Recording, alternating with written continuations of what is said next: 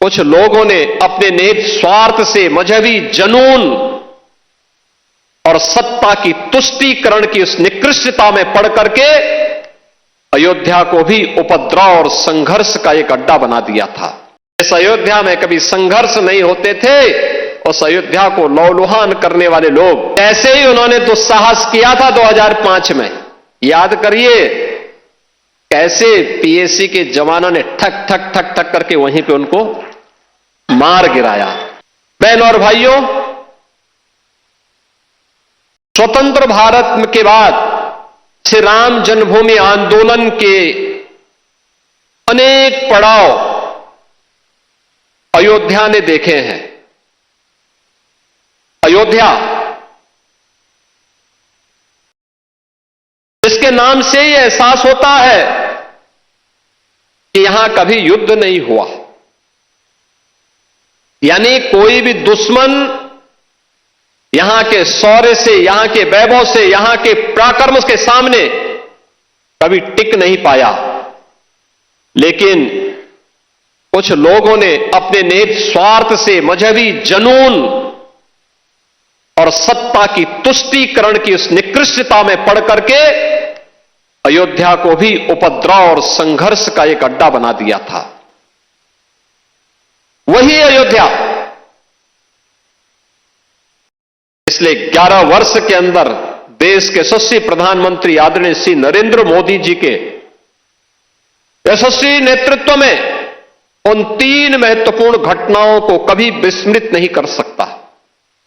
याद करिए 5 अगस्त 2020 पहली बार स्वतंत्र भारत में देश का कोई प्रधानमंत्री स्वयं अयोध्या धाम में पधारे और उन्होंने अपने करकमलों से 500 वर्षों के कलंक को पूरी तरह समाप्त करते हुए श्री राम जन्मभूमि के लिए मूर्ति भूमि पूजन के कार्यक्रम को संपन्न किया था। दूसरी तिथि 22 जनवरी 2024 को, और हिंदू पंचांग के अनुसार कहें तो पौष शुक्ल द्वादशी की वह पवित्र तिथि जब स्वयं फिर आदरणीय प्रधानमंत्री जी अयोध्या धाम पधारे और उन्होंने श्री राम लला के भव्य मूर्ति की प्राण प्रतिष्ठा के कार्यक्रम को अपने करकमलों से संपन्न किया।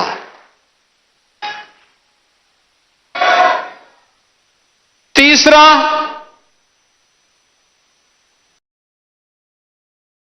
जब अभी 25 नवंबर को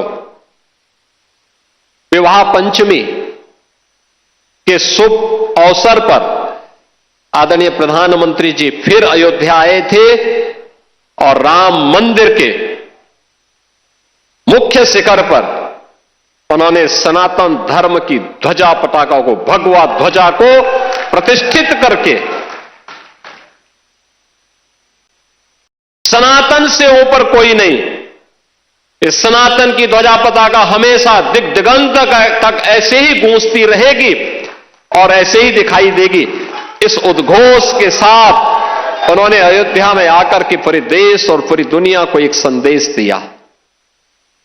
बहनों और भाइयों, अयोध्या ने जो संघर्ष देखा था, पिछली सरकार ने अयोध्या को लौलुहान करने का कार्य किया था। इस अयोध्या में कभी संघर्ष नहीं होते थे। उस अयोध्या को लौलुहान करने वाले लोग, उस अयोध्या में जिनके शासन में आतंकी हमले होकर के अयोध्या को लौलुहान करने का प्रयास हुआ था, लेकिन प्रभु की कृपा और बजरंगबली जहां की रक्षा स्वयं कर रहे हो, वहां तो भूत पिशाच से निकट नहीं आवे महावीर जब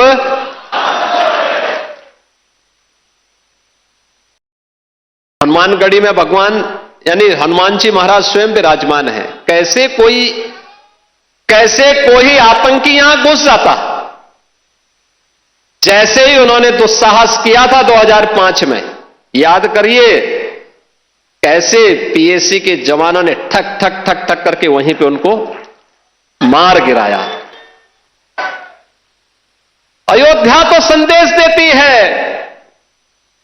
और उसी संदेश को आगे बढ़ाने के लिए अब आप देखते होंगे देश और दुनिया का कोई भी ऐसा श्रद्धालु नहीं, सनातन धर्मावलंबी नहीं, जो अब अयोध्या आकर के दर्शन करके अभिभूत न होता हो। 1 लाख एवरेज अगर हम लोग देखें पिछले 5 वर्ष के अंदर 45 करोड़ से अधिक श्रद्धालु अयोध्या धाम में आया है। जहां पर पहले कुछ लाखों में लोग आते थे। याद करिए 17 के पहले न बिजली थी, न पानी थी, न स्वच्छता थी, न सड़क थी, न कनेक्टिविटी थी, कोई सुविधा नहीं थी,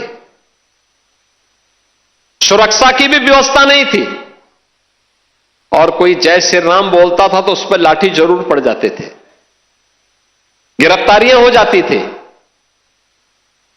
आज तो आप देश में जाइए, राम राम बोलिए, जय श्री राम बोलिए, और अब तो भारत सरकार की योजना भी जी राम जी के नाम पर ही आ गई है, जो रोजगार की सबसे बड़ी स्कीम बनने जा रही है।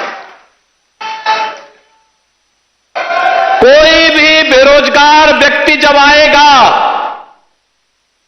और कहेगा कि मुझे रोजगार चाहिए अपनी ग्राम पंचायत में, साल में 125 दिन का रोजगार की गारंटी उसको उसके गांव में मिल जाएगी, तो जी राम जी हो गया। बहनों और भाइयों, अयोध्या आज दुनिया की पहली सोलर सिटी, भारत की पहली सोलर सिटी के रूप में अयोध्या आ गई है। सूर्यवंश की राजधानी, पहली सोलर सिटी। अयोध्या में अंतर्राष्ट्रीय एयरपोर्ट महर्षि वाल्मीकि के नाम पर। रेलवे की डबल लाइन के साथ अयोध्या धाम जुड़ गया है। बेहतरीन कनेक्टिविटी अयोध्या का, लखनऊ से, गोरखपुर से, प्रयागराज से, काशी से, हर ओर से। अब अयोध्या में क्या नहीं है।